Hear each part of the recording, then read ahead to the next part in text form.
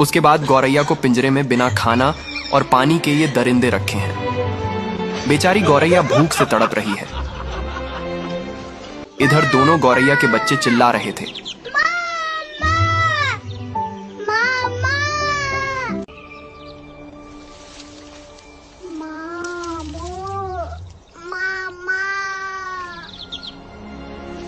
तभी एक लाल सांपों की मालिक चूजों की आवाज सुनकर पेड़ पर चढ़ जाती है खाने के लिए और बच्चों को चिल्लाते हुए देखकर हंसने लगती है। अब मैं तुम दोनों को खा जाऊंगी, लेकिन तुम लोग बहुत प्यारे हो।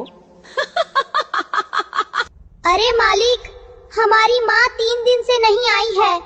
हमने कुछ खाया नहीं, हमें बहुत भूख लगी है।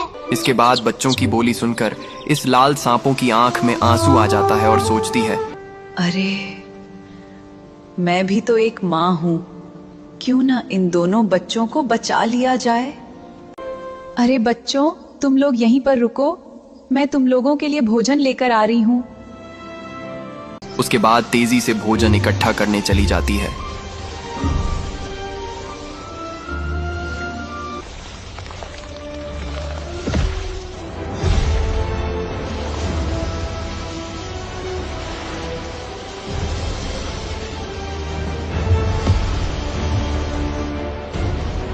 इधर गौरैया को सूखे पेड़ में वैसा ही रखे हैं और ये दरिंदे अपने दोनों बच्चों को खाना खिला रहे हैं।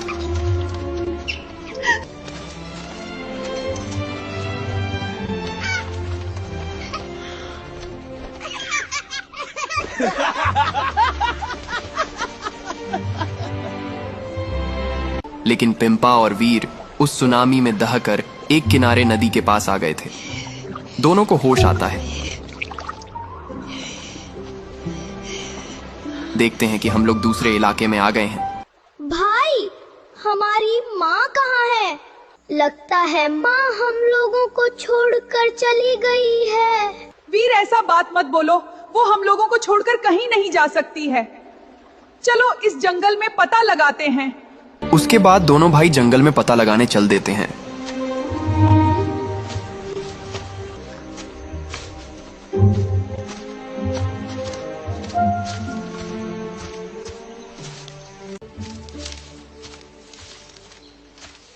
माँ, माँ कहाँ हो?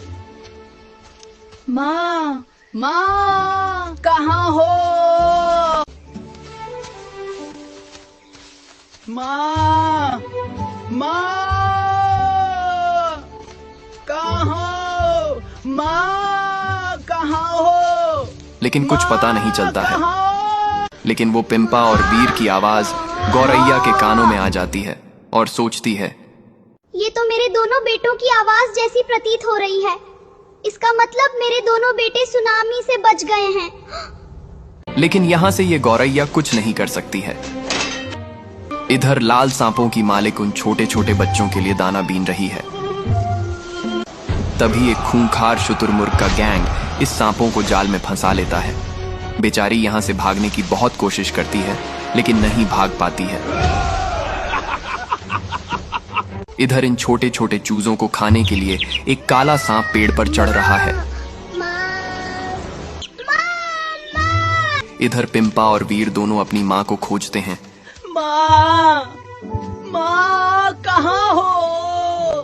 तीनों खतरे में हैं। अब आगे क्या होगा ये जानने के लिए लाइक, फॉलो करके कमेंट में लिखो पार्ट 14।